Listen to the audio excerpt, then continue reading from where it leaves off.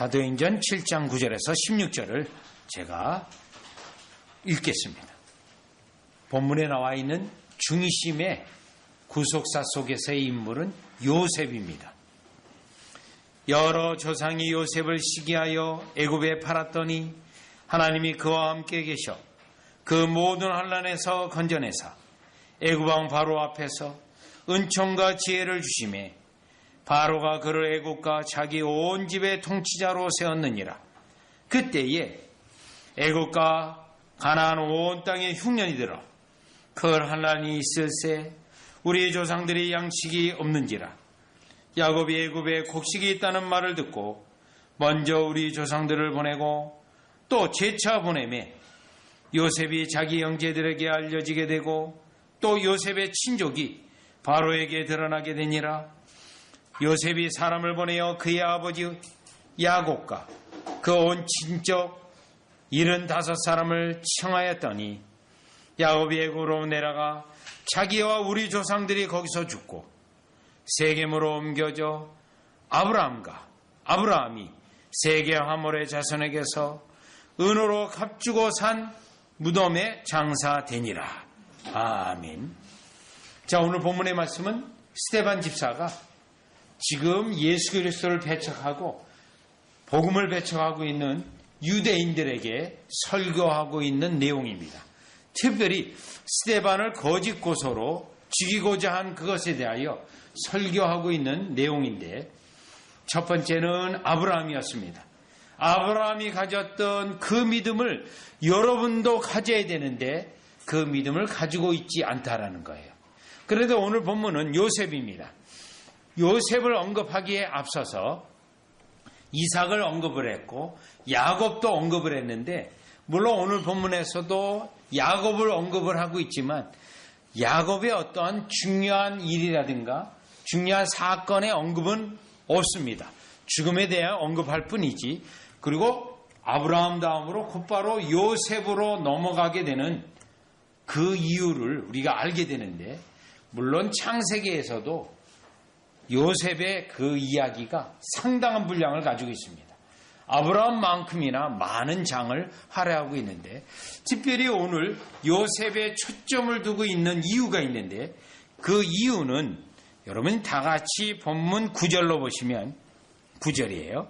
여러 조상이 요셉을 시기하여. 자, 여러 조상에 대한 언급이 있어요. 여러 조상. 그런데 이 조상은 누군가? 그 앞에 있는 8절을 보면 야곱이 우리 12조상을 낳으니라. 자, 그런 다음에 9절에 여러 조상이 라고 말할 때 이 조상은 요셉의 형인 10명입니다. 10명의 요셉의 형들을 언급하고 있어요. 자, 그러면서 이 조상에 대한 언급이 계속되어져요. 12절, 야곱이 애굽에 곡식이 있다는 말을 듣고 먼저 우리 조상들을 보내고. 자, 여기 조상인 결국 또 10명이에요. 요셉의 형들입니다. 자, 그 다음에요. 또 조상을 언급하는데 15절, 야곱이 애굽으로 내려가 자기와 우리 조상들이 거기서 죽고. 또 여기 우리 조상이라고 나옵니다. 그럼 이 조상에 대한 언급은 스데반 집사의 설교를 듣고 있는 지금 현재의 조상들과 똑같은 유대인들의 모습이에요. 지금 요셉과 관련하여 10명의 형들이나 예수 그리스도를 부인하고 예수 그리스도를 배척하고 지금 스데반 집사를 죽이기 위하여 거짓 증인을 세워서 죽이고자 했던 그들의 모습이 조상들의 모습과 똑같다라는 거예요. 따라서 오늘 요셉을 초점을 두고 설교를 하지만 일단은 요셉을 언급하면서 요셉에게 악행을 하고 요셉을 팔아버렸고 또 요셉에게 대하여 해를 가했던 그 조상들의 모습이나 지금 현재 여러분들이 예수 그리스도를 부인하고 복음을 거부하는 그들의 모습과 똑같은 모습입니다. 어떻게 조상들의 모습과 하나도 변하지 않아서 복음을 거부하고 지금 심지어 나를 죽이고자 합니까? 이러한 내용의 설교예요. 그렇다면 스데반 집사의 이 설교는 요셉을 언급하면서 요셉을 팔아버렸고 또 요셉이 고난당했던 그러한 모습들이 누구하고 대비가 되는 거죠? 예수 그리스도의 모습과 대비되는 겁니다. 그래서 요셉은 예수 그리스도를 예표하는 인물로서의 오늘 본문의 내용이기도 합니다. 따라서 오늘 본문의 내용은 요셉과 요셉을 통하여 예수 그리스도와 대한 예표의 모습이 드러나게 되어지는 중요한 본문입니다. 그러면서도 한편으로 요셉의 생애를 짤막하지만 핵심적으로 설명하고 있는데 이 요셉은 결국 하나님이 사용하신 인물이라는 거예요. 믿음의 사람 아브라함이었고 요셉은요 고난의 사람 요셉이었어요. 그런데 하나님이 그를 사용했다라는 거예요. 하나님이 그를 사용하기 위해서 또한 고난을 받게 했다라는 모습이 오늘 본문에 나와 있습니다. 따라서 오늘 본문의 내용은 여러 가지 의미를 담고 있어요. 요셉을 팔아버렸던 조상의 모습이 똑같은 지금 현재 유대인들의 모습이고요. 그 설교 속에 요셉은 충분히 예수 그리스도를 예표했고 또 한편으로는 요셉을 통하여 하나님이 우리를 사용하실 때 어떠한 생애 속에 생애가 짧지만 생애가 다 나와 있잖아요. 우리의 생애에 어떠한 일들이 일어나게 해서 결국 하나님의 역사가 어떻게 이루어지는가를 말씀하고 있는 중요한 본문이기도 합니다. 자, 그러면 첫 번째로요. 9절입니다. 자, 요셉이 당했던 고난입니다. 첫 번째는요. 9절이에요. 여러 조상이 요셉을 시기하여 애굽에 팔았더니 여기에요. 자, 그러면 첫 번째 요셉의 고난인데 자, 이 요셉의 고난은 자기가 뭘 잘못해서 고난을 받은 게 아닙니다. 자, 오히려 오늘 본문에 있는 것처럼 요셉을 시기하여 애굽에 팔았다라는 거예요. 자, 여기서 첫 번째로 우리가 깨달을 수 있는 것은 요셉을 통하여 그리스도를 이 본문에서 발견할 수 있다라는 겁니다. 왜요? 예수 그리스도가 왜 십자가에 못 박게 되어집니까? 예수 그리스도 유대인들이 특별히 대제사장과 서기관들이 예수 그리스도를 시기해서 예수 그리스도를 로마 정권에 넘겨주는 그 어마어마한 죄를 범하게 되어지는데 따라서 여러 조상이 요셉을 시기하여 이 설교는 너희들이 예수 그리스도를 시기하여 로마 정권에 팔아버리지 않았느냐 넘겨주지 않았느냐 그런데요 10명의 형이 요셉을 시기해서 애굽에 팔지 않았느냐 이 고발의 내용이 여기에 들어가 있기도 합니다. 더군다나 이 형들이 요셉을 팔 때 얼마를 받고 팔았습니까? 미디안 상인에게 은 20을 받고 팔아넘겼어요. 유대인들은요, 대제사장들은 은 30을 이와 같이 넘겨주고 예수 그리스도를 결국 팔게 하는 예수 그리스도를 십자가에 죽게 하는 그 일을 했다라는 거예요. 자, 그러면서 오늘 다시 9절에 보면 요셉이 애굽에 팔려서 수많은 어려움을 당하게 됩니다. 요셉은 또 그 다음에 어떤 어려움을 당합니까? 형들이 미디안 상인에게 팔았어요. 미디안 상인은 애굽의 시대장인 보디발에게 팔았어요. 그리고 보디발의 아내를 통하여 요셉은 큰 어려움을 당하게 됩니다. 거기서 나타난 요셉은 어떻습니까? 자기가 잘못한 게 없어요. 그런데 그를 이와 같이 음해하게 되어지고 결국은 감옥에까지 들어가게 되는 이 요셉이 오늘 본문 9절에 있는 것처럼 여러 조상이 요셉을 시기하여 수많은 어려움과 고난을 당하였던 예수 그리스도와 같은 모습이라는 것을 우리는 깨달아 알 수가 있습니다. 물론 이 본문의 말씀은 우리에게도 1차적으로 적용되는 말씀이 예수님이지만 우리에게도 적용이 되어져요. 하나님이 요셉을 들어 구속의 역사 속에 민족을 이루려는 계획은 일찍이 있었잖아요. 창세기 15장이에요. 그러면 그 일이 이루어지기 위하여 하나님이 사람을 사용해야 되는데 실제로 그 일이 이루어지기 위하여 사용한 사람은 요셉이라는 거예요. 그러면 그 요셉을 하나님의 구속의 역사 사용하기 위해서는 요셉으로 가장 먼저 뭐를 경험하게 하는 겁니까? 고난을 경험하게 하는 거예요. 어려움을 경험하게 하는 거예요. 자기의 잘못도 아니고 여러 사람들의 형들, 가장 가까운 형들로부터 고난, 그리고 애굽에 내려가서의 고난, 어려움들, 악한 여인을 통하여 당한 어려움들. 우리 하나님께서는 따라서 이 본문에서 청년의 때인 요셉이 다 청년의 때잖아요. 이 어려움을 겪은 것이 따라서 우리가 이 땅에 하나님 앞에 쓰임받는 도구들은, 하나님이 사용하시는 도구들은 먼저 고난을 받게 해서 그 고난 속에서 하나님을 알게 하고 그 고난 속에서 하나님을 두려워하는 심령을 가지게 하여 하나님이 구속의 역사, 하나님의 역사에 사용하신다는 것을 우리가 알 수 있다라는 것입니다. 그래서 오늘 이 스데반 집사의 요셉에 대한 설교는 우리에게 도전을 많이 줍니다. 예수 그리스도가 십자가의 고난을 당한 이 고난이 하나님의 계획에 의한 고난이었고 또 우리의 청년들에게, 우리의 모두에게 하나님의 사람으로 하나님의 역사에 쓰임받기 위해서는 가장 먼저 성공이 아니고 고난을 당하게 해서 그 속에 하나님을 의지하게 하고 하나님만 바라보게 하고 또요 사람을 의지하지 않게 하는 하나님의 방식이 요셉에게 있다는 것을 우리는 깨달아 알 수가 있는 겁니다.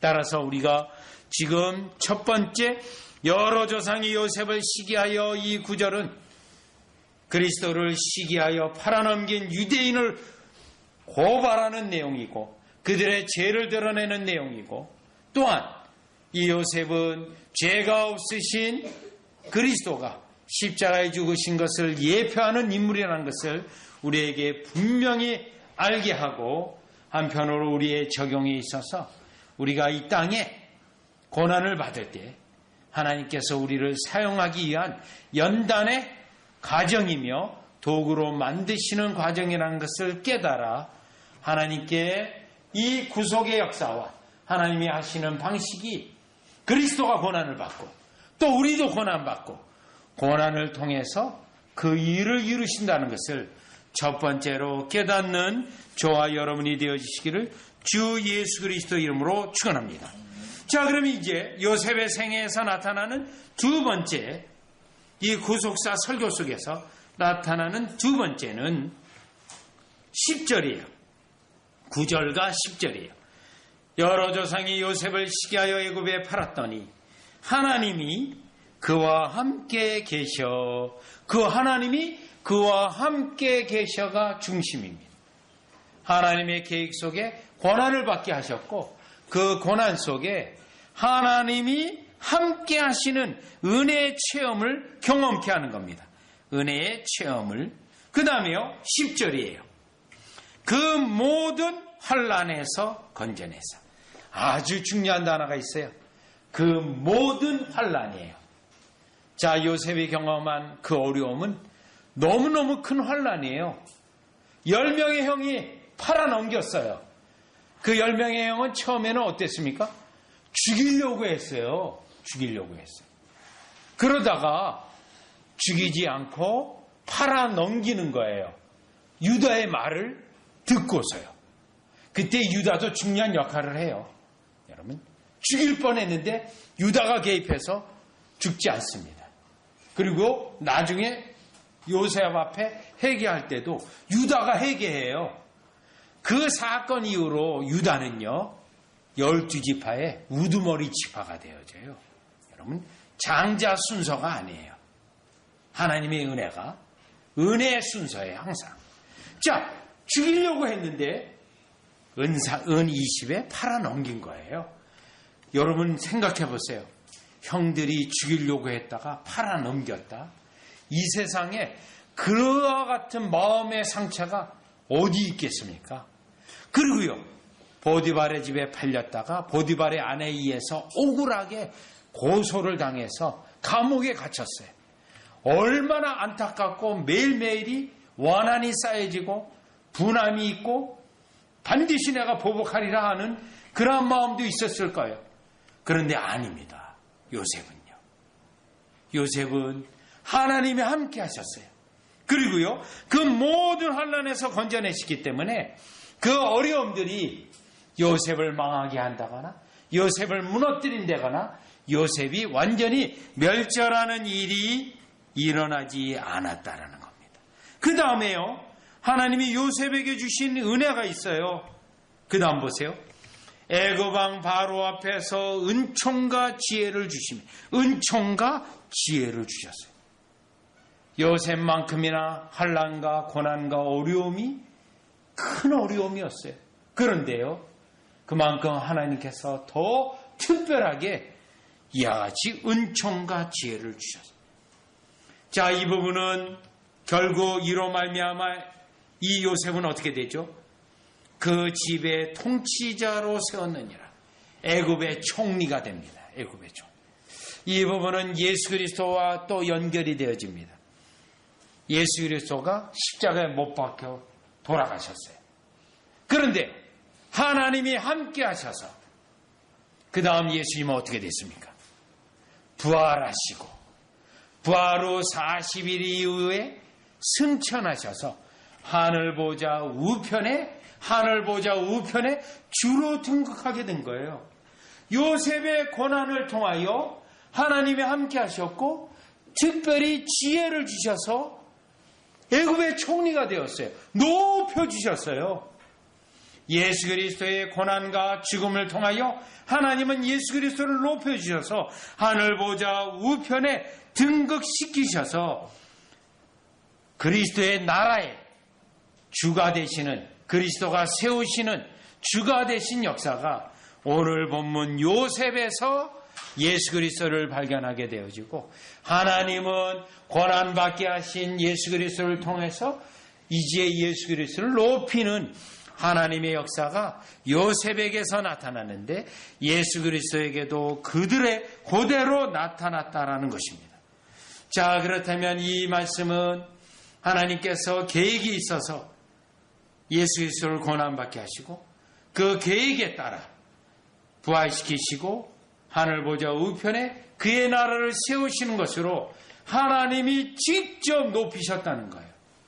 그렇다면 하나님의 계획이 있어서 우리 청년들을 쓰고자 해요. 저와 여러분을 쓰고자 해요. 가장 먼저 우리에게 주시는 은혜는 고난의 은혜예요. 고난 다음에는 그 하나님을 알고 하나님을 더 의지하고 하나님이 그 모든 환난에서 건지시는 그 은혜를 경험하고 오직 나에게는 하나님 외에는 아무도 없다. 오직 하나님만 나의 주요 내가 의지할 뿐이요 하나님의 영광을 위하여 내가 살아갈 때 그와 같은 성품으로 만들어주시고 우리의 청년들을 높여주신다라는 겁니다. 높여주셔요. 그래서 결국 요셉은 어느 정도까지 높여주셨습니까? 애굽 왕, 그 다음 총리가 되었고요. 그 다음에는요, 형들 앞에서 그 형들이 다 무릎을 꿇는 높여주는 역사가 있게 되어졌어요. 우리 주님이 정말 높이고 높이신 거죠. 우리 주님이 예수 그리스도를 왕 중에 왕으로 높이셔서 지금 현재 왕은 예수님입니다. 그 왕으로서 예수님이 왕이라는 사실은 우리에게 중요해요. 왕이기 때문에 우리를 통치하시고 우리를 보존하시고 지키시고 우리를 보호하세요. 원수 마귀로부터 세상의 어떤 어려움으로부터 또 우리를 무너뜨리고자 하는 어떤 것으로부터 우리를 다 건지시고 보호하시는 거예요. 왜요? 예수님이 왕이시기 때문입니다. 우리 청년들은 따라서 이 본문의 말씀을 통하여 반드시 우리가 고난을 받고 그 속에서 하나님이 함께 은혜를 더 크게 체험하여서 그 다음 우리 주님이 우리 사랑하는 연단된 청년들을, 우리 자녀들을 높이시기까지, 축복의 역사가 있기까지 오늘 본문은 애굽의 총리가 되게 하시는 우리 하나님의 역사가 이와 같이 고난 이후에 있음을 깨닫고 고난 가운데 하나님을 크게 경험하는 저와 청년들과 여러분이 되시기를 주 예수 그리스도 이름으로 축원합니다. 자, 그러면 다시 본문으로 오셔서 세 번째인데요. 이제 애굽의 총리가 되었어요.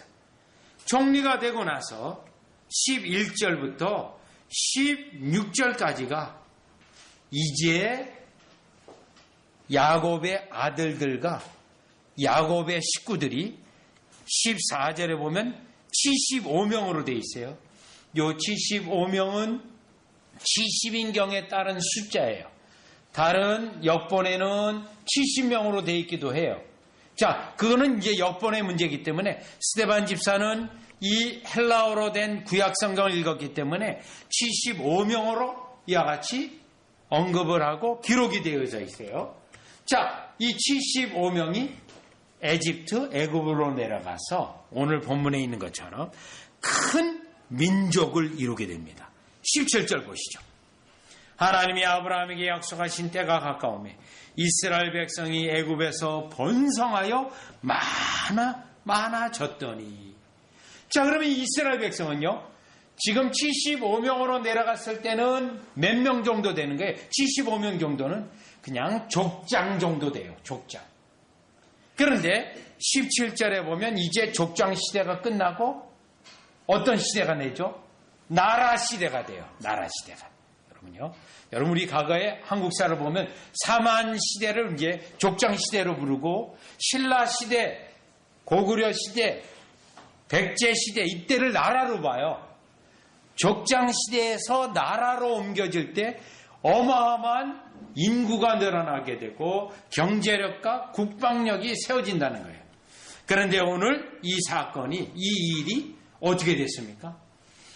요셉 한 사람으로 인하여 이제 족장 시대에서 국가 시대, 나라 시대로 발전이 되어지는 것을 오늘 본문이 말씀하고 있는 거예요. 자, 그렇다면 여러분, 이것에 대하여 실제적인 본문인 창세기 50장 18절에서 21절에 어떻게 기록이 되어 있는지 다 같이 가보겠습니다. 창세기 50장 18절에서 21절이에요. 창세기 50장. 자, 지금 아버지인 야곱을 장사한 이후에 형들이 요셉에게 와서 혹시라도 이제 아버지가 안 계시니까 요셉을 팔았던 것에 대한 보복을 두려워하고 있습니다. 그리고 왔어요. 18절이에요. 그의 영들이 또 친히 와서 요셉 앞에 엎드려 이르되 우리는 당신의 종들이니이다. 19절이요. 요셉이 그들에게 이르되 두려워하지 마소서. 내가 하나님을 대신하리이까. 당신들은 나를 해하리 하였으나 하나님은 그것을 선으로 바꾸사 오늘과 같이 많은 백성의 생명을 구원하게 하시려 하셨나니 당신들은 두려워하지 마소서. 내가 당신들과 당신들의 자녀를 기르리이다 하고 그들을 간곡한 말로 위로하였더라. 위로하고 있어요. 형들을요. 이 사건이 결국 하나님이 계획하신 바가 있어서 이 모든 일이 이루어졌다는 거예요. 그러면서 하나님의 역사로 말하면서 그들로 차라리 위로하고 있어요. 여기서 나타난 이 중요한 영적인 의미는 무엇입니까? 하나님이 요셉으로 고난받게 하시고 애굽으로 먼저 가게 해서 총리가 되게 하셨고 그걸 통하여 이스라엘이 민족으로 형성되기까지 하나님이 역사했다는 거예요. 그런데 이 일을 이룰 때 많은 사람이 필요했습니까? 아닙니다. 요셉 한 사람이에요. 요셉 한 사람. 요셉 한 사람으로 통하여 이스라엘 역사, 유대인의 역사, 구속사에서 중요한 일을 행하셨다는 거예요. 물론 이 부분에서 우리는 예수 그리스도를 발견하게 됩니다. 예수 그리스도의 죽음을 통하여 구속사역을 통하여 하나님의 백성 수많은 그리스도인들이 일어나게 되어졌어요. 수많은 그리스도인들, 하나님의 백성이 일어나게 됩니다. 교회가 세워지고요. 하나님이 믿는, 그리스도를 믿는 자가 수만 명이 일어나게 되는 거죠. 그리고요, 요셉을 통하여 국가적으로 일어났다는 거예요.